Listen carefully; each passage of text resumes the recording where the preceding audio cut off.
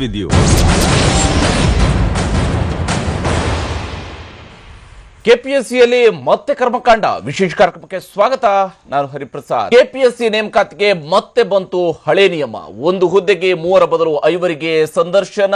ಸರ್ಕಾರ ಹೋಟಾ ವರದಿಯನ್ನ ಒಪ್ಪಿದ್ದೇಕೆ, ಈಗ ಬದಲಿಸಿದ್ದೇಕೆ?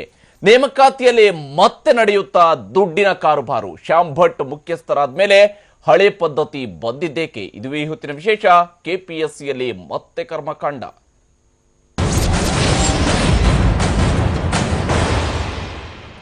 ಕೆಪಿಎಸ್ಸಿಯ ನೇಮಕಾತಿ ಪ್ರಕ್ರಿಯೆಯಲ್ಲಿ ಭಾರಿ ಅಕ್ರಮ ಬಯಲಾದಾಗ ರಾಜ್ಯ ಸರ್ಕಾರ ಅದಕ್ಕೆ ಅಮೂಲಾಗ್ರ ಬದಲಾವಣೆಯನ್ನು ನಾವು ತರ್ತಾ ಇದ್ದೀವಿ. ಅದರ ಮೂಲಕವಾಗಿ ಇನ್ನು ಮುಂದೆ ಯಾವುದೇ ರೀತಿಯಂತಹ ಹಗರಣ ಇಲ್ಲಿ ನಡೆಯಲ್ಲ, ನೇಮಕಾತಿಯಲ್ಲಿ ಅಕ್ರಮ ನಡೆಯಲ್ಲ ಅನ್ನುವಂತಹ ಮಾತುಗಳನ್ನು ಹೇಳಿತ್ತು. ಆದರೆ ಆರಂಭ ಶೂರತ್ವವನ್ನ ತೋರಿದ್ದ ರಾಜ್ಯ ಸರ್ಕಾರ ನಂತರ ಒಂದೊಂದೇ ವಿಚಾರದಲ್ಲಿ ಕಾಂಪ್ರಮೈಸ್ ಮಾಡ್ಕೊಳ್ತಾನೆ ಬಂದಿತ್ತು. ಈಗ ಬಹುಮುಖ್ಯವಾಗಿ ಅಭ್ಯರ್ಥಿಗಳ ಸಂದರ್ಶನಕ್ಕೆ ಆಹ್ವಾನಕ್ಕಿದ್ದ ಕಡಿವಾಣವನ್ನೇ ರಾಜ್ಯ ಸರ್ಕಾರ ಸಡಿಲಿಸಿದೆ. ಕೆಪಿಎಸ್ಸಿ ನೇಮಕಾತಿ ಸಂದರ್ಶನದ ಅನುಪಾತ ಹೆಚ್ಚಳ. ಒಂದು ಹುದ್ದೆಗೆ 3 ಬದಲು 5 ಅಭ್ಯರ್ಥಿಗಳಿಗೆ ಸಂದರ್ಶನ.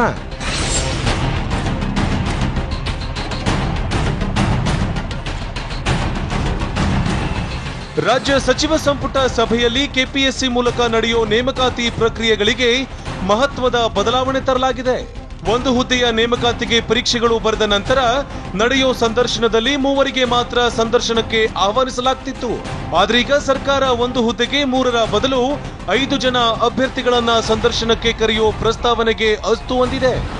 ಈಗ ಒಂದು ಬದಲಾವಣೆ ಅಂತ ಹೇಳಿದ್ರೆ, ಇಂಟರ್ವ್ಯೂಗೆ ಬರ್ತಕ್ಕಂಥವ್ರು 1:3 ಅಂತ ಇತ್ತು, ಈಗ 1:5 ಅಂತ ಮಾಡಿದ್ರು. ಈಗೇನು ಕನ್ಫರ್ಮ್ ಮಾಡಿರ್ತಾರೋ ಅವ್ರಿಗೆ ಅದು ಅಪ್ಲೈ ಆಗೋದಿಲ್ಲ. ಫ್ಯೂಚರ್ ಅಡ್ವರ್ಟೈಸ್ ಮಾಡ್ತಾರಲ್ಲ ಅವಾಗ. ಆದರೆ ರಾಜ್ಯ ಸರ್ಕಾರದ ಈ ನಿರ್ಧಾರ ಮತ್ತೆ ಕೆಪಿಎಸ್ಸಿಯಲ್ಲಿ ಭ್ರಷ್ಟಾಚಾರ ತಾಂಡವ ನೃತ್ಯಕ್ಕೆ ಮುನ್ನುಡಿ ಬರೆಯುವಂತಿದೆ. ಯಾಕಂದ್ರೆ 2011ರ ಗೆಜೆಟೆಡ್ ಪ್ರೊಬೇಷನರಿ ಹುದ್ದೆಗಳ ನೇಮಕಾತಿಯಲ್ಲಿ ಒಂದೊಂದು ಹುದ್ದೆಗೆ ಇಂತಿಷ್ಟು ಎಂದು ದರ ನಿಗದಿ ಮಾಡಿ ಕೆಪಿಎಸ್ಸಿಯ ಸದಸ್ಯರು ದೊಡ್ಡ ಹಗರಣ ನಡೆಸಿದ್ರು. ಕೆಪಿಎಸ್ಸಿಯ ಈ ನೇಮಕಾತಿ ಹಗರಣವನ್ನ ಟಿವಿ9 ಬಯಲಿಗೆಳೆದಿತ್ತು. ನಂತರ ಎಚ್ಚೆತ್ತುಕೊಂಡ ರಾಜ್ಯ ಸರ್ಕಾರ ಕೆಪಿಎಸ್ಸಿಯ ಕರ್ಮಕಾಂಡಕ್ಕೆ ಬ್ರೇಕ್ ಹಾಕಲು ಯುಪಿಎಸ್ಸಿ ಮಾಜಿ ಅಧ್ಯಕ್ಷ ಪಿಸಿ ಹೋಟಾ ನೇತೃತ್ವದಲ್ಲಿ ಸಮಿತಿಯೊಂದನ್ನ ರಚಿಸಿ ಸುಧಾರಣೆಗೆ ವರದಿ ತರಿಸಿಕೊಂಡಿತ್ತು. ಕೆಪಿಎಸ್ಸಿ ಸುಧಾರಣೆಗೆ ಸಂದರ್ಶನದ ಸಂದರ್ಭದಲ್ಲಿ ತೆಗೆದುಕೊಳ್ಳಬೇಕಾದ ಕ್ರಮದ ಬಗ್ಗೆ ತಮ್ಮ ವರದಿಯಲ್ಲಿ ಪಿಸಿ ಹೋಟಾ ಸ್ಪಷ್ಟ ಮಾರ್ಗಸೂಚಿ ನೀಡಿದ್ರು. ಯಾವುದೇ ಹುದ್ದೆಗೆ ನಡೆಯೋ ಸಂದರ್ಶನದ ವೇಳೆ 1:3 ಅನುಪಾತದಲ್ಲಿ ಸಂದರ್ಶನಕ್ಕೆ ಆಹ್ವಾನಿಸಬೇಕು. ಒಂದು ದಿನಕ್ಕೆ ಈ ಹಿಂದೆ ಇದ್ದಂತೆ 25 ಜನರ ಬದಲು ಕೇವಲ 9 ಮಂದಿಯನ್ನ ಮಾತ್ರ ಸಂದರ್ಶನಕ್ಕೆ ಆಹ್ವಾನಿಸಬೇಕು. ಯಾವ ಸಂದರ್ಶನ ಮಂಡಳಿಯ ಮುಂದೆ ಅಭ್ಯರ್ಥಿ ಹಾಜರಾಗಬೇಕು ಅನ್ನೋದ್ರ ಬಗ್ಗೆ ಅದೇ ದಿನ ಲಾಟರಿ ಎತ್ತಿ ನಿರ್ಧರಿಸಬೇಕು. ರಾಜ್ಯ ಸರ್ಕಾರ ಕೂಡ ಕೆಪಿಎಸ್ಸಿ ಸುಧಾರಣೆಯ ದೃಷ್ಟಿಯಿಂದ ಸಂದರ್ಶನದ ವಿಚಾರದಲ್ಲಿ ಹೋಟಾ ಸಮಿತಿಯ ವರದಿಯನ್ನ ಅಂಗೀಕರಿಸಿ ಅನುಷ್ಠಾನಕ್ಕೆ ತಂದಿತ್ತು. ಆದ್ರೀಗ ಸರ್ಕಾರ ಹೆಚ್ಚಿನ ಅಭ್ಯರ್ಥಿಗಳಿಗೆ ಅವಕಾಶ ಕಲ್ಪಿಸೋ ನೆಪವೊಡ್ಡಿ 1:5 ಅನುಪಾತದಲ್ಲಿ ಅಭ್ಯರ್ಥಿಗಳನ್ನ ಆಹ್ವಾನಿಸೋ ಪ್ರಸ್ತಾವಕ್ಕೆ ಅಂಗೀಕಾರ ನೀಡಿದೆ. ಹಾಗಿದ್ರೆ ಭ್ರಷ್ಟಾಚಾರ ತಡಿತೀವಿ ಅಂತ ಹೇಳಿಕೊಂಡಿದ್ದ ಸಿದ್ದರಾಮಯ್ಯ ಮಾತು ಈಗೆಲ್ಲಿ ಹೋಯ್ತು? ಸರ್ಕಾರಕ್ಕೆ ಇದ್ದಕ್ಕಿದ್ದಂತೆ ಈ ಬದಲಾವಣೆ ತರೋ ಅವಶ್ಯಕತೆ ಏನಿತ್ತು ಅನ್ನೋ ಪ್ರಶ್ನೆ ಮೂಡೋದು ಸಹಜ. ಒಟ್ನಲ್ಲಿ ಪ್ರಾಮಾಣಿಕವಾಗಿ ಪರೀಕ್ಷೆ ಬರೆದು ಕೆಪಿಎಸ್ಸಿ ಮೂಲಕ ನೇಮಕಾತಿ ಆರ್ಡರ್ ಪಡೆದುಕೊಳ್ಳಬಹುದು ಅಂದುಕೊಂಡಿರೋ ರಾಜ್ಯದ ಅಭ್ಯರ್ಥಿಗಳಿಗೆ ಸರ್ಕಾರದ ನಡೆಯಿಂದ ನಿರಾಶೆಯಾಗಿರೋದಂತೂ ಸುಳ್ಳಲ್ಲ. ಬ್ಯೂರೋ ರಿಪೋರ್ಟ್, ಟಿವಿ9. ರಾಜ್ಯ ಸರ್ಕಾರ ಇಲ್ಲಿ ಅನುಪಾತವನ್ನ ಹೆಚ್ಚಳ ಮಾಡೋದಕ್ಕೆ ಕೊಟ್ಟಿರ್ತಕ್ಕಂಥ ಕಾರಣವನ್ನ ನೋಡಿದ್ರೆ ಬಹುಶಃ ಎಂಥವ್ರನ್ನು ಕೂಡ ನಂಬಿಸೋದಿಕ್ಕೆ ಏನೆಲ್ಲಾ ಕಾರಣ ಕೊಡಬಹುದು. ಸಾಮಾನ್ಯ ಜನರನ್ನ, ನಮ್ಮ ಹಳ್ಳಿಗಾಡಿನ ಜನರನ್ನ, ಬಡ ಕುಟುಂಬಗಳಿಂದ ಬಂದಂಥವರನ್ನ, ಇವರಿಗೆಲ್ಲರಿಗೂ ಕೂಡ ನಾವು ಅನುಕೂಲ ಮಾಡಿಕೊಡೋದಕ್ಕಾಗಿ ಅನುಪಾತವನ್ನ ಹೆಚ್ಚಳ ಮಾಡಿದ್ದೀವಿ. ವಿಶೇಷವಾಗಿ ಗ್ರಾಮೀಣ ಪ್ರದೇಶದ ಅಭ್ಯರ್ಥಿಗಳಿಗೆ ಈ ಒಂದು ಪೂಲ್ ದೊಡ್ಡದಾಗೋದ್ರಿಂದ, ಸಂದರ್ಶನಕ್ಕೆ ಇರತಕ್ಕಂಥ ಅವಕಾಶ ದೊಡ್ಡದಾಗೋದ್ರಿಂದಾಗಿ ಹೆಚ್ಚಿನ ಅವಕಾಶ ಸಿಗುತ್ತೆ. ಕಡಿಮೆ ಅಂಕ ಬಂದರೂ ಕೂಡ ಅವರು ಸಂದರ್ಶನದಲ್ಲಿ ಭಾಗಿಯಾಗಬಹುದು. ಆ ಮೂಲಕವಾಗಿ ಅವರಿಗೆ ನೇಮಕಾತಿಗೆ ಒಂದು ಅವಕಾಶ ಸಿಗುತ್ತೆ ಅಂತ ಹೇಳಿ ನಂಬಿಸೋದಿಕ್ಕೆ ರಾಜ್ಯ ಸರ್ಕಾರ ಹೊರಟಿದೆ. ಆದರೆ ಇದನ್ನು ನಿಜಕ್ಕೂ ಕೂಡ ಜನ ನಂಬೋದಿಕ್ಕೆ ಸಾಧ್ಯನಾ?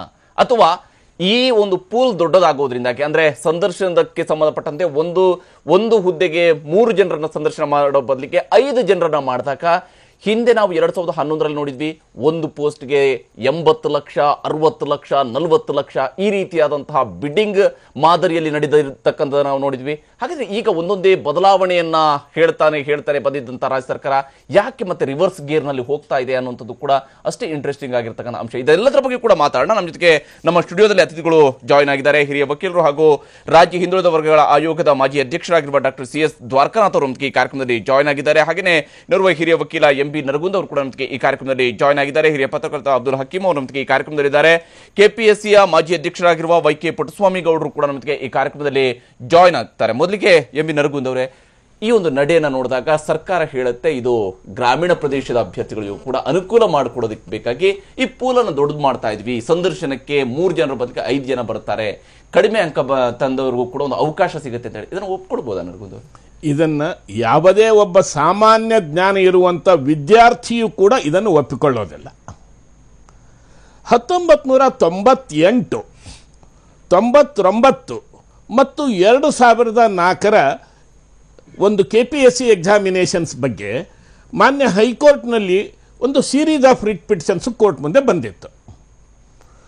ಆ ಕೋರ್ಟ್ ಮುಂದೆ ಬಂದಾಗ KPSC ಅವರು ಒಂದು ಸ್ಟ್ಯಾಂಡನ್ನು ಹೇಳಿದರು, ನಮಗೆ ಗೊತ್ತು ಸ್ವಲ್ಪ ನಾವು ತಪ್ಪು ಮಾಡಿದ್ದೇವೆ, ನಾವು ಇಂಪ್ರೂವ್ಮೆಂಟ್ ಮಾಡ್ಕೊಳ್ಬೇಕು ಅಂತ ಹೋಟಾ ಕಮಿಟಿ ಈಗಾಗಲೇ ಅಪಾಯಿಂಟ್ಮೆಂಟ್ ಆಗಿದೆ. ಹೋಟಾ ಕಮಿಟಿ ರಿಪೋರ್ಟ್ನಲ್ಲಿ ಬಂದಂಥ ಒಂದು ಇಂಟೀರಿಯಂ ರಿಪೋರ್ಟನ್ನು ಈ ಸರ್ಕಾರ ಈಗಾಗಲೇ ಒಪ್ಕೊಂಡ್ಬಿಟ್ಟಿದೆ. 1:3 ರೇಷೋ, 1:5 ರೇಷೋದಿಂದ 1:3 ರೇಷೋಗೆ ನಾವು ಬದ್ಧರಾಗಿಬಿಟ್ಟಿದ್ದೇವೆ. ಮುಂದಿಂದನೂ ಕೂಡ ನಾವು ಹಂತ ಹಂತವಾಗಿ ಇಂಪ್ಲಿಮೆಂಟ್ ಮಾಡ್ತೇವೆ ಅನ್ನೋ ಹಾಗೆ ಸರ್ಕಾರಿ ಆವಾಗಿನ ನ್ಯಾಯವಾದಿಗಳು ಹೇಳಿದರು. ಅದನ್ನು ಕೂಡ ಕೋರ್ಟ್ಗೆ ನಂಬಿಸಲಿಕ್ಕೆ ಪ್ರಯತ್ನ ಮಾಡಿದರು. ಆ ರೀತಿ ಮಾಡಿದ 2012 ಅಥವಾ 13ನೇ ಇಸ್ವಿನಲ್ಲಿ ತೆಗೆದುಕೊಂಡು ಬಂದಂಥ ಈ ಬದಲಾವಣೆಯನ್ನು 2017ರಲ್ಲಿ ಬದಲಾವಣೆ ಮಾಡಲಿಕ್ಕೆ ಏನು ಕಾರಣ? ನನಗೆ ಕಣ್ಣಿಗೆ ಕಾಣಿಸ್ತಾ ಇರೋದು ಒಂದೇ ಕಾರಣ, ಕಿಕ್ ಬ್ಯಾಕ್. ಅದು ಯಾರು ಯಾರಿಗೆ ಯಾರಿಂದ ಅಂತಂಬೋದು ಚರ್ಚೆ ಆಗಬೇಕು ಅಂತ ನಂಗೆ ಅನಿಸ್ತಾ ಇದೆ. ನಿಜ ಕಿಕ್ ಬ್ಯಾಕ್ ಅನ್ನುವಂಥದ್ದು ಇಲ್ಲಿ ಎಲ್ಲೋ ಒಂದು ಕಡೆ ಪ್ರಧಾನವಾಗಿ ಕಾಣ್ತಿದೆ. ಕೇಳೋದಿಕ್ಕೆ ಗ್ರಾಮೀಣ ಪ್ರದೇಶದ ಜನರನ್ನ ಇವರು ಉದಾಹರಣೆ ಕೊಡ್ತಾರೆ. 2013ರಲ್ಲಿ ಹೋಟಾ ಕಮಿಟಿಯನ್ನು ಫಾರ್ಮ್ ಮಾಡಿ ವರದಿಯನ್ನು ತರಿಸ್ಕೊಂಡ್ರು. 2014ರ ಲೋಕಸಭಾ ಚುನಾವಣೆ ಸಮಯದಲ್ಲಿ ಪ್ರಚಾರಕ್ಕೆ ಬಳಸ್ಕೊಂಡ್ರು. ಇದನ್ನ ನಾವು ಇಂಥದ್ದೆಲ್ಲ ಅಮೂಲಾಗ್ರ ಬದಲಾವಣೆ ತರ್ತೀವಿ, ಭ್ರಷ್ಟಾಚಾರವನ್ನು ತಡಿತಾ ಇದೀವಿ ಅಂತೇಳಿ. ಹಾಗಾದ್ರೆ ಈಗ ಇದ್ದಕ್ಕಿದ್ದಂತೆ ಭ್ರಷ್ಟಾಚಾರದ ಅಭಿಯಾನ ಮುಗಿದು ಹೋಗ್ಬಿಡುತ್ತಾ ಅಂತ ಒಂದು ಸರ್ಕಾರಕ್ಕೆ? ಇಲ್ಲ, ಇಲ್ಲಿ ನಾನು ಒಂದು 3 ಇನ್ಸಿಡೆನ್ಸ್ಗಳನ್ನು ನಾವು ಈಗ ನೆನಪು ಮಾಡ್ಕೋಬಹುದು ಅಂತ ಅನ್ಸುತ್ತೆ. 2011ರ ಲಿಸ್ಟನ್ನು ಇದ್ದಕ್ಕಿದ್ದಂಗೆ ಅದನ್ನು ರದ್ದುಪಡಿಸಿದ್ದು ಯಾಕೆ ಅಂತ ಹೇಳ್ಬಿಟ್ಟು. ಹೌದು, 2011ರ ಲಿಸ್ಟನ್ನು ರದ್ದುಪಡಿಸಿದ್ದು ಕೇವಲ ಒಬ್ಬ ಶ್ರೀಮಂತರ ಮಗಳಿಗೋಸ್ಕರ ಇಡೀ ಲಿಸ್ಟನ್ನು ರದ್ದುಪಡಿಸುವಂಥ ಒಂದು ದೊಡ್ಡ ರಾಜಕಾರಣ ನಡೀತು. ಅದರಿಂದಗಡೆ ಯಾರ್ಯಾರು ಅಂತ ಈಗಾಗಲೇ ಎಕ್ಸ್ಪೋಸ್ ಆಗಿದೆ. ಕೋರ್ಟಲ್ಲಿ ಕೂಡ ಜಡ್ಜ್ಮೆಂಟ್ ಬಂದಿದೆ. ಆ ಜಡ್ಜ್ಮೆಂಟ್ ಆ ಬಡ ಹುಡುಗರ ಪರವಾಗಿ ಬಂದಿದೆ. ಇವತ್ತು ಕೂಡ ಲೇಟ್ ಮಾಡ್ತಾ ಇರೋದು ಕೂಡ ಅದೇ ಶ್ರೀಮಂತರ ಅಥವಾ ಭ್ರಷ್ಟಾಚಾರಿಯ ಮಗಳಿಗೋಸ್ಕರ ಎಲ್ಲ ಲೇಟ್ ಮಾಡ್ತಾ ಇದ್ದಾರೆ. ಈ ಸರ್ಕಾರದ ನಿಜವಾದ ಬಣ್ಣ ಏನು ಅಂತ ಆವಾಗಲೇ ಗೊತ್ತಾಯಿತು. ಒಂದನೇದು. ಎರಡನೇದು, ಇಷ್ಟೆಲ್ಲ ಭ್ರಷ್ಟಾಚಾರದ ವಿರುದ್ಧ ಮಾತಾಡುವಂಥವ್ರು, ಅಹಿಂದ ಹೆಸರು ಹೇಳ್ಕೊಂಡು ಬಂದಂಥವ್ರು. ಅಹಿಂದ ಅಂತ ಹೇಳಿದ್ರೆ ಏನು, ಈಗ ಸರ್ ರಿಸರ್ವೇಷನ್ ಕಾನ್ಸ್ಟಿಟ್ಯೂಷನ್ ಹೇಳುವಂಥದ್ದು ಏನಂತಂದರೆ ಏನಕ್ಕೆ ಶಿಕ್ಷಣಕ್ಕೆ ಮತ್ತು ಉದ್ಯೋಗಕ್ಕೋಸ್ಕರ ತಳ ಸಮುದಾಯಗಳನ್ನು ಎತ್ತಿ ಇಡಬೇಕಾಗಿರುವಂಥದ್ದು ಅಹಿಂದಾದ ಬಹಳ ಪ್ರಮುಖ ಉದ್ದೇಶ ಅಲ್ವಾ. ಇಲ್ಲಿ ಉದ್ಯೋಗದ ಇದಕ್ಕೆ ಅಂದರೆ KPSCಗೆ ನಿಜವಾಗ್ಲೂ ಕೂಡ ಅಹಿಂದ ವರ್ಗಗಳಿಂದ ಯಾರಾದರೂ ಬಂದು ಅಹಿಂದ ವರ್ಗಗಳಿಗೆ ಸಹಾಯ ಮಾಡುವಂಥದ್ದು ಒಂದು ದೊಡ್ಡ ಇದು ನಡಿಬೇಕಾಗಿತ್ತು. ಆದರೆ ಇಲ್ಲಿ ತಗೊಂಬಂದಿದ್ದು ಯಾರನ್ನು ತಗೊಂಬಂದರು? ಇಡೀ ಕರ್ನಾಟಕದಲ್ಲಿ ಮನೆ ಮಾತಾಗಿರುವಂತಹ ಒಬ್ಬ ವ್ಯಕ್ತಿನ ತಗೊಂಬಂದರು. ಅವ್ರು ಯಾಕೆ ಮನೆ ಮಾತಾಗಿದ್ದಾರೆ ಅನ್ನೋದು ಇಡೀ ಜಗತ್ತಿಗೆ ಗೊತ್ತಿದೆ ಇವತ್ತು. ಅವ್ರನ್ನ ತಗೊಂಬಂದರು. ಎರಡನೇದು. ಮೂರನೇದು, ಈಗ ಹೋಟಾ ಸಮಿತಿಯ ರಿಪೋರ್ಟನ್ನು ನಾವು ಇಂಪ್ಲಿಮೆಂಟ್ ಮಾಡ್ತೀವಿ ಅಂತ ಹೇಳಿಬಿಟ್ಟು 1:3 ಇದ್ದಿದ್ದನ್ನು 1:5ಗೆ ಎಕ್ಸ್ಟೆಂಡ್ ಮಾಡ್ಕೊಳ್ತಾ ಇರೋದು ನರಗುಂದ್ ಹೇಳ್ದಂಗೆ ಬರೀ ವ್ಯಾಪಾರಕ್ಕೋಸ್ಕರ ಇಟ್ಕೊಂಡಿರೋಂಥದ್ದು. ಅದ್ರ ಬಗ್ಗೆ ಅನುಮಾನವೇ ಇಲ್ಲ. ಅವರು ಹೇಳ್ತಾ ಇರೋಂಥ ಕಾರಣ ಏನು ಅಂತ ಹೇಳಿದ್ರೆ 1:5 ಇಡೋದ್ರಿಂದಾಗಿ ಗ್ರಾಮಾಂತರ ಪ್ರದೇಶದ ಅಭ್ಯರ್ಥಿಗಳು ನಾವು ಸಹಾಯ ಮಾಡ್ಬೋದು ಅಂತ. ಗ್ರಾಮಾಂತರ ಪ್ರದೇಶಗಳ ಅಭ್ಯರ್ಥಿಗಳಿಗೆ ನಿಜವಾದ ಸಹಾಯ ಮಾಡಿದ್ರೆ 1:10 ಮಾಡಿ. ಆಗಲೇ ನಮ್ಮ ನರಗುಂದ್ ಹೇಳ್ದಂಗೆ 1:10 ಮಾಡಿ. ಹಂಗಾದ್ರೆ ಇಲ್ಲಿ ಹೆಚ್ಚು ಅವಕಾಶಗಳನ್ನು ಭ್ರಷ್ಟಾಚಾರಕ್ಕೋಸ್ಕರ ಇವರು ಓಪನ್ ಮಾಡ್ಕೊಳ್ತಾ ಇರೋಂಥದ್ದು ಇಲ್ಲಿ ಭಾಳ ಭಾಳ ಸ್ಪಷ್ಟವಾಗಿದೆ. ಒಂದು ಕಡೆ ಅವ್ರಿಗೆ ಬೇಕಾಗಿರುವಂತಹ ಅತ್ಯಂತ ಒಳ್ಳೆಯ ವ್ಯಕ್ತಿನಲ್ಲಿ ಕೂರಿಸಿರುವಂಥದ್ದು, ಈಗ ಹೋಟಾ ಸಮಿತಿ ರಿಪೋರ್ಟ್ನ ಗಾಳಿಗೆ ತೋರಿ ಇವ್ರಿಗೆ ಬೇಕಾದಂಗೆ ಮಾಡ್ಕೊಳ್ತಾ ಇರೋದು. ಇದು ಇನ್ನೊಂದು ಒಂದು ಎಷ್ಟು ಲಾಭದಾಯಕ ಅಂತ ಹೇಳಿದ್ರೆ ಈ KPS ಇದು ಇವ್ರದ್ದು 1 ವರ್ಷದಲ್ಲಿ ಸರ್ಕಾರ ಮುಗ್ದೋಗ್ಬೋದು. ಆದರೆ ಈಗ ಇವ್ರನ್ನ ಅಧ್ಯಕ್ಷರನ್ನ ಮತ್ತು ಮೆಂಬರನ್ನ ನಾಮಿನೇಟ್ ಮಾಡಿ ಇಷ್ಟು ಒಳ್ಳೆ ಅವಕಾಶ ಮಾಡಿಕೊಟ್ಟಿದ್ದಾರಲ್ಲ, ಇವ್ರದ್ದು ಇನ್ನೂ 5 ವರ್ಷಗಳ ಕಾಲ ಅಲ್ಲಿ ಮೇಯ್ಬೋದು. 1 ವರ್ಷಕ್ಕೆ ಇವ್ರು ಸರ್ಕಾರ ಹೊಟ್ಟೋದ್ರು ಕೂಡ ಅದನ್ನು ಸರ್ಕಾರಕ್ಕೆ ಇವ್ರನ್ನೆಲ್ಲ ತಂದಿರೋ ಅಂತವರು ಇನ್ನೂ 5 ವರ್ಷಗಳು 6 ವರ್ಷಗಳ ಕಾಲ ಆರಾಮಾಗಿ ಅಲ್ಲಿ ಕುಂತ್ಕೊಂಡು ಮೇಯ್ಬೋದು, ಮನೆಗೆ ಬಂದ್ಬಿಡುತ್ತೆ ದುಡ್ಡು, ಅಲ್ಲಿವರೆಗೂ ಹೋಗ್ಬೋದು. ಇದನ್ನ ಬಹಳ ಸ್ಪಷ್ಟವಾಗಿ ಹೇಳ್ಬೋದು, ಎಲ್ರಿಗೂ ಗೊತ್ತಿದೆ ಇದು ಅಲ್ಲಿ ಏನು ನಡೀತಾ ಇದೆ ಅಂತ ಹೇಳ್ಬಿಟ್ಟು. ಅದರಲ್ಲೂ ಕೂಡ KPSCನಲ್ಲಿ assistant commissioners, commissioner tax officers, ತಹಸೀಲ್ದಾರ್ ಪೋಸ್ಟ್ಗಳಿಗೆ, DYSP ಪೋಸ್ಟ್ಗಳಿಗಂತೂ ನೀವು ಕೇಳಿದಷ್ಟು ಹಣ ಕೊಡುವಂತಹ ಅಭ್ಯರ್ಥಿಗಳನ್ನ ಅವ್ರು ಕ್ರಿಯೇಟ್ ಮಾಡ್ಕೊಳ್ತಾರೆ. ಅದು ಈಗಾಗಲೇ ಸಾಕ್ಷಾಧಾರಗಳ ಮೂಲಕ ಗೊತ್ತಾಗ್ತಲೂ ಇದೆ ಜನಗಳು. ನಿಜ ದ್ವಾರಕಾಂತ್ ಚರ್ಚೆ ನಾವು ಮುಂದುವರಿಸೋಣ. ಯಾಕಂದ್ರೆ ಇಲ್ಲಿ ಹರಾಜಿನ ಪ್ರಕ್ರಿಯೆಯಲ್ಲಿ ಕೂಗೋದಕ್ಕೆ ಜನ ಜಾಸ್ತಿ ಬೇಕು ಅನ್ನುವಂತ ಕಾರಣಕ್ಕಾಗಿ ಹಾಗಾದ್ರೆ ಇವರು 1:3 ಇಂದ 1:5ಗೆ ಏರಿಕೆ ಮಾಡಿದ್ದಾರೆ. ಸರ್ಕಾರದ ನಡೆಗೆ ಯಾವುದೇ ಒಂದು ಸ್ಪಷ್ಟತೆ ಇಲ್ಲದೆ ಇರುವಾಗ ಸರ್ಕಾರ ಹೇಳ್ತಾ ಇರ್ತಕ್ಕಂಥದ್ದು ಎಲ್ಲೋ ಗ್ರಾಮೀಣ ಭಾಗದಲ್ಲಿ ಇರ್ತಕ್ಕಂಥ ಜನರ ಪರವಾಗಿ ನಾವು ಮಾಡಿದೀವಿ ಅಂತ ಹೇಳುತ್ತನ್ನ ಸರ್ಕಾರ ಹೇಳುವಂತದನ್ನ ಇದನ್ನ ನಂಬುವಷ್ಟು ಕರ್ನಾಟಕದ ಜನರು ದಡ್ಡರಿದ್ದಾರೆ ಅನ್ನುವಂಥದ್ದನ್ನ ಏನಾದ್ರೂ ಸಿದ್ದರಾಮಯ್ಯ ಅವರ ಸರ್ಕಾರ ಅಂದ್ಕೊಂಡಿದ್ಯಾ ಅನ್ನುವಂಥದ್ದೇ ಪ್ರಧಾನವಾಗಿರುವಂತಹ ಪ್ರಶ್ನೆ. ಇದರ ಬಗ್ಗೆ ಚರ್ಚೆಯನ್ನ ಮುಂದುವರಿಸೋಣ ಚಿಕ್ಕ ಬ್ರೇಕ್ ನಂತರ.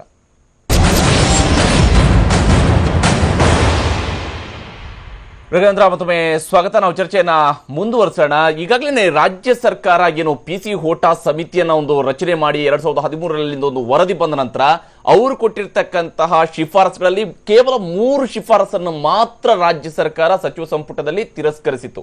ಆ 3 ಶಿಫಾರಸುಗಳು ಇದ್ದಂಥದ್ದು ಒಂದು 1:14 ಪ್ರಕಾರ ಒಂದು ಹುದ್ದೆಗೆ 14 ಮೆಂಬರ್ಸ್ ರೀತಿಯಲ್ಲಿ ಮುಖ್ಯ ಪರೀಕ್ಷೆಗೆ ಹಾಜರಾಗಬೇಕು ಅನ್ನೋದಕ್ಕೆ ಅವಕಾಶ ಕೊಡಬೇಕು ಅನ್ನೋದನ್ನ ಸರ್ಕಾರ ತಿರಸ್ಕರಿಸಿತ್ತು.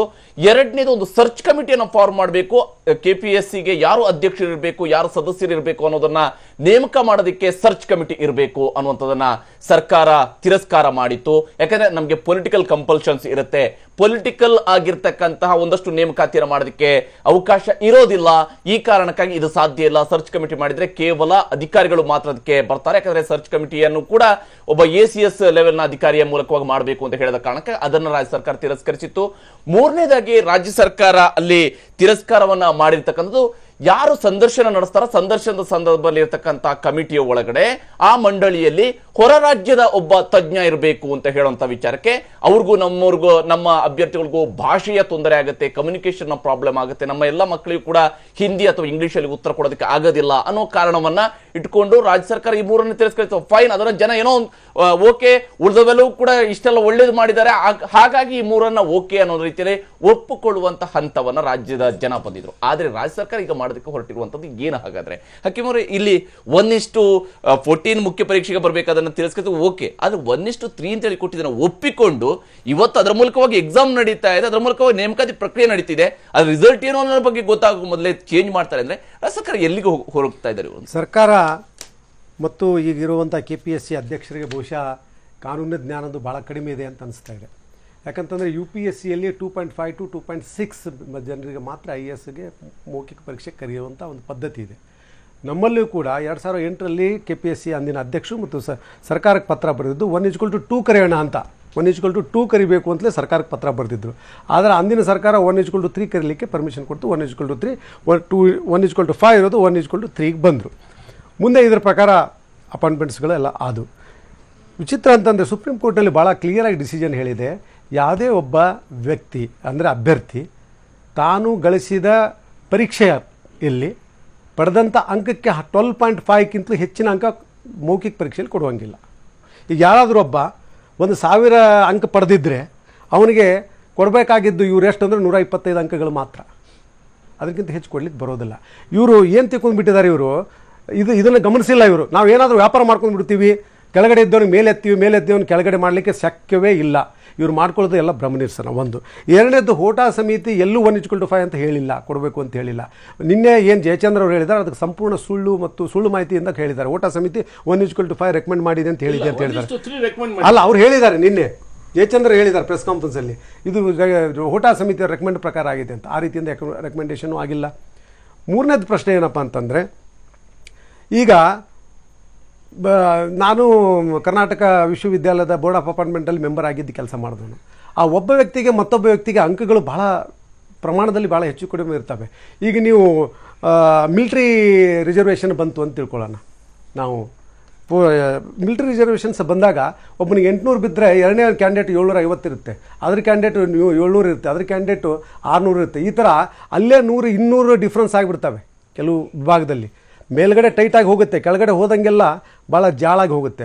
ಆವಾಗ ನೀವು ಎಷ್ಟು ಮಾರ್ಕ್ಸ್ ಹಾಕಿದರೂ ಕೂಡ ಅವನು 5ನೇದವನಿಗೆ ಮೇಲ್ಗಡೆ ಎತ್ತಲಿಕ್ಕೆ ಬರಲ್ಲ.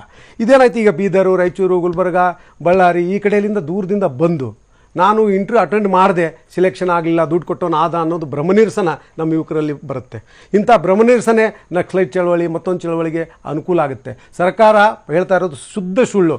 ಯಾವುದೇ ರೀತಿಯಿಂದ ನೈಪುಣ್ಯ ಪರೀಕ್ಷೆ ಈಗೇನು 4-5ರವರಿಗೆ ಎತ್ತಿ ನಾವು 1ನೇ ನಂಬರ್ಗೆ ಕೂಡಿಸ್ಲಿಕ್ಕೆ ಆಗ್ತೀವಿ ಅನ್ನೋದು ಇದೆಯಲ್ಲ, ಸುಪ್ರೀಂ ಕೋರ್ಟದ ಪ್ರಕಾರ ಇವ್ರು ಮಾಡಲಿಕ್ಕೆ ಶಕ್ಯವಿಲ್ಲ. ಇವರೊಂದು ಭ್ರಮೆಯಲ್ಲಿದ್ದಾರೆ. ನಾಳೆ ಅಕಸ್ಮಾತ್ ಆ ರೀತಿಯಿಂದ ಮಾಡಿದ್ದೆ ಆದರೆ ಇವರು ನಾಳೆ ಯಾವುದೇ ಲಿಸ್ಟು ಫೈನಲ್ ಆಗೋದಲ್ಲ. ಒಂದು ಎರಡನೇದು ಇನ್ನೊಂದು ಏನು ಮಾಡಿದ್ದಾರೆ, ಈಗ ಮಾರ್ಕ್ಸ್ ಬಿದ್ದಿದ್ದು ಕೂಡ ಹುಡುಗನಿಗೂ ಹೇಳಲ್ಲ, ಸಿಲೆಕ್ಷನ್ ಕಮಿಟಿಗೂ ಹೇಳಲ್ಲ. ಹಾಗಾದ್ರೆ ನೀವು ಮಾರ್ಕ್ಸ್ ಎಷ್ಟು ಹಾಕ್ತೀರಿ? 12.5ಕ್ಕಿಂತ ಹೆಚ್ಚಾದ್ರೆ ಏನು ಮಾಡ್ತೀರಿ? ಓಟಾ ಕಮಿಟಿಯಲ್ಲಿ ಆವತ್ತಿನ ರಿಸಲ್ಟ್ಸ್ ಅವತ್ತೇ ಅನೌನ್ಸ್ ಮಾಡಬೇಕು ಅಂತ ಇವ್ರು ಮಾಡಲ್ಲ ಅಂತ ಹೇಳಿದ್ದಾರೆ. ಈಗ ಇವ್ರು ಮಾಡಲ್ಲ ಅಂತ ಹೇಳಿದ್ದಾರೆ, ಇವ್ರದ್ದು ಹಂಗೆ ಹೇಳಿಲ್ಲ. ಈಗ ಅದು ಏನಿದೆ ಅದ್ರ ಬಗ್ಗೆ ನಾನು ಹೇಳ್ತೀನಿ. ಯಾವುದೇ ಒಂದು ಮುಖ್ಯ ಪರೀಕ್ಷೆಯಲ್ಲಿ ಎಷ್ಟು ಅಂಕ ಗಳಿಸಿದಾನೆ ಅನ್ನೋದು ಕೂಡ ಯಾರಿಗೂ ಗೊತ್ತಾಗೋದಿಲ್ಲ. ಅಲ್ಲಿ ಏನು ಕಂಟ್ರೋಲರ್ ಎಕ್ಸಾಮಿನೇಷನ್ ಇದೆ ಅವ್ನಿಗೆ ಮಾತ್ರ ಗೊತ್ತಿರುತ್ತೆ, ಚೇರ್ಮನ್ಗೂ ಹೇಳೋದಿಲ್ಲ ಇವತ್ತಿನ ರೂಲ್ಸ್ ಪ್ರಕಾರ. ಎರಡನೇದ್ದು ಮೊದಲನೇತ್ತು ಆ ದಿನ ಇಂಟರ್ವ್ಯೂಲ್ಲಿ ಎಷ್ಟು ಮಾರ್ಕ್ಸ್ ತೊಗೊಂಡ ಅದನ್ನು ನೋಟಿಸ್ ಬೋರ್ಡ್ಗೆ ಹಚ್ಚುವ ಪದ್ಧತಿ ಇತ್ತು, ಅದನ್ನು ಕೂಡ ಈಗ ನಿಲ್ಲಿಸಿದ್ದಾರೆ. ಹಾಗಾದರೆ ಅವನಿಗೆ ಅಪಾಯಿಂಟ್ಮೆಂಟ್ ಆಗೋ ತನಕ ತಾನು ಹೇಗೆ ಅಪಾಯಿಂಟ್ಮೆಂಟ್ ಆದ ಅನ್ನೋದು ಗೊತ್ತಾಗಲ್ಲ. ಆಮೇಲಿಂದ RTI ಪ್ರಕಾರ ಅವ್ನು ತನ್ನದನ್ನು ಮಾತ್ರ ತೊಗೋಬೋದು, ಬೇರೆಯವ್ರದ್ದು ಯಾವುದೂ ಇದನ್ನ ತೊಗೊಳ್ಳೋದಿಲ್ಲ. ಯಾಕಂತಂದರೆ ಅವ್ನಿಗೆ ಎಷ್ಟು ಮಾರ್ಕ್ಸ್ ಬಿದ್ದಿದ್ದಾವೆ, ಇವನಿಗೆ ಎಷ್ಟು ಮಾರ್ಕ್ಸ್ ಬಿದ್ದಿದ್ದಾವೆ ಅಂತಲೂ ಕೇಳುವಂಗಿಲ್ಲ. ಹಾಗಾದರೆ ಇದು ಒಂದು ಇಂಟರ್ಫಿರೆನ್ಸು.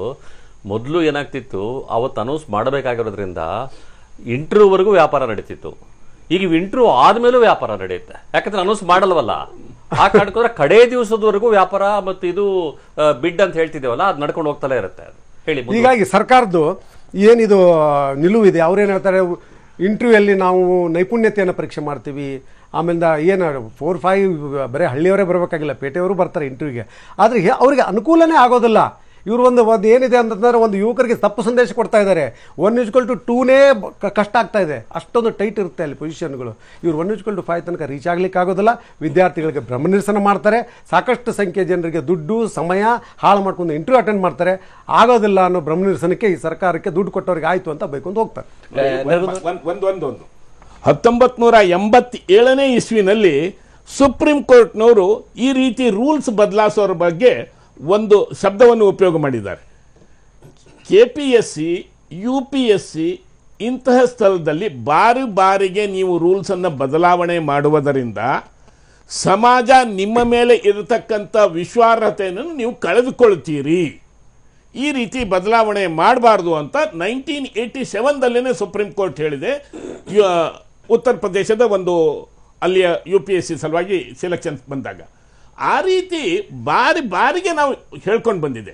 ತುಂಬ ರೀಸೆಂಟಾಗಿ ನಾನು ಸ್ವಲ್ಪ ನೋವಿನಿಂದ ಹೇಳ್ತಾ ಇದ್ದೇನೆ, ಇಲ್ಲಿ ಯಾವುದೇ ಒಂದು ಸರ್ಕಾರ ಯಾವುದೇ ವ್ಯಕ್ತಿಗಳನ್ನು ಎತ್ತಿ ಹಿಡಿಯೋದಕ್ಕಂತಂದಲ್ಲ.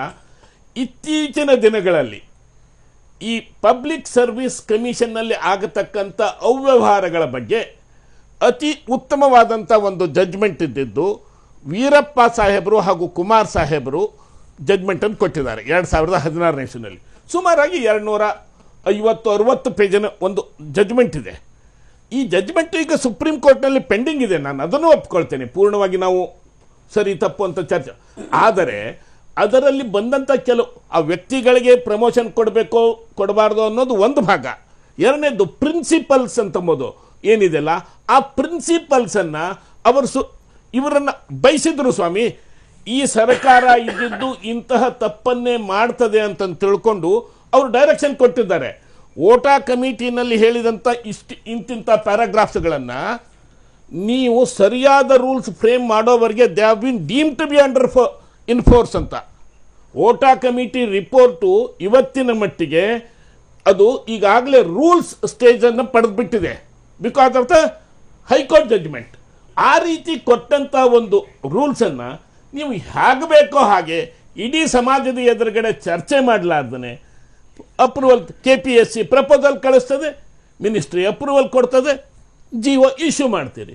ಈ ರೀತಿ ಮಾಡೋದ್ರಿಂದ ನೀವು ಏನನ್ನು ಸಾಧಿಸ್ಲಿಕ್ಕೆ ಹೊರಟಿದ್ದೀರಿ ಅಂತ. ಯಾಕಂದ್ರೆ ಕ್ಯಾಬಿನೆಟ್ ನಲ್ಲಿ ಇದನ್ನ ಚರ್ಚೆ ಆದಾಗ್ಲೂ ಕೂಡ ಅಲ್ಲೂ ಹೇಳುವಂಥದ್ದು ಅದನ್ನ ಗ್ರಾಮೀಣ ಭಾಗದವರಿಗೆಲ್ಲ ಅನುಕೂಲ ಆಗುತ್ತೆ ಅನ್ನೋದನ್ನ ಹೇಳ್ಕೊಂಡಿದ್ದಾರೆ ಅನ್ನೋಂಥದ್ದು ವರದಿಯು ಕೂಡ ಇರುವಂತಹ ಅವರು ಮಾತಾಡೋ ಸಂದರ್ಭದಲ್ಲಿ ಇರತಕ್ಕಂಥ ನಮಗೆ ಇರುವಂತಹ ಇನ್ಪುಟ್ಸ್ ಪ್ರಕಾರವೂ ಕೂಡ ಇರುವಂಥದ್ದು. ಹಾಗಾದ್ರೆ ಇಷ್ಟೆಲ್ಲವನ್ನು ಕೂಡ ಭಾರಿ ಆರಾಮಾಗಿ ಮಾಡಿಬಿಡ್ತಾರೆ, ಇಲ್ಲಿಂದ ಒಂದು ಪ್ರಪೋಸಲ್ ಹೋಗುತ್ತೆ, ಇವೆಲ್ಲ ಆಗುತ್ತೆ. ಇದರಿಂದ ಈಗ ಟಾರ್ಗೆಟ್ ಇರುವಂಥದ್ದು ಯಾರು? ಅಭ್ಯರ್ಥಿಗಳು, ಯಾರು ಎಕ್ಸಾಮ್ ಬರಬೇಕು ಅವರು. ಕನಿಷ್ಠ ಪಕ್ಷ ಒಂದು ಬಹಿರಂಗವಾದಂಥ ಒಂದು ಚರ್ಚೆಗೆ ಅವಕಾಶಗಳು ಇಲ್ಲ. ಇದನ್ನ ಇದ್ದಕ್ಕಿದ್ದಂತೆ ಸರ್ಕಾರ ಒಪ್ಪಿಗೆಯನ್ನು ಕೊಡುತ್ತೆ ಮತ್ತು ಇದು ಅಪ್ರೂವ್ ಆಗಿ ಹೋಗ್ಬಿಡುತ್ತೆ ಅಂತ ಹೇಳಿದ್ರೆ ಹಾಗೆ 1:5 ಬರಬೇಕಾದಂಥವ್ರನ್ನ ಕೇಳಬೇಕಾಗಿಲ್ವ ಅದು? ಇಲ್ಲ ನೋಡಿ, ಇಲ್ಲಿ ಹೆಂಗಿದೆ ಅಂತ ಹೇಳಿದ್ರೆ ಒಂದು ಸಾರ್ವಜನಿಕವಾಗಿ ಇದ್ರ ಬಗ್ಗೆ ಒಂದು ಚರ್ಚೆ ಆಗುವಂಥ ಅವಕಾಶ ನೀವು ಹೇಳ್ದಂಗೆ ಕೂಡ ಕ್ರಿಯೇಟ್ ಮಾಡಲ್ಲ.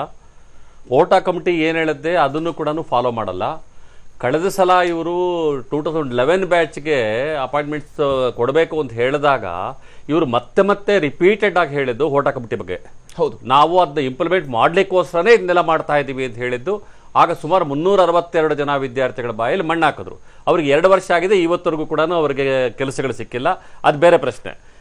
ಈಗ ಮತ್ತೆ 1:5 ಮಾಡುವಂಥ ಸಂದರ್ಭದಲ್ಲೂ ಕೂಡ ಹೆಂಗೆ ಇವರು ಹೇಳಿದ ಮಾತುಗಳು ಹೆಂಗೆ ಇವ್ರಿಗೆ ಡಿಕ್ಕಿ ಹೊಡ್ಕೊಳ್ತಾ ಇದ್ದಾವೆ ಅನ್ನೋದು ನಾವು ಗಮನಿಸಬೇಕಾಗುತ್ತೆ. ನಾವು ಇವರು ಹೇಳಿದಕ್ಕೆ ಟೋಟಲಿ ಕಾಂಟ್ರಡಿಕ್ಟರಿ ಆಗಿ ಇವತ್ತು ಮಾತಾಡ್ತಾ ಇದ್ದಾರೆ.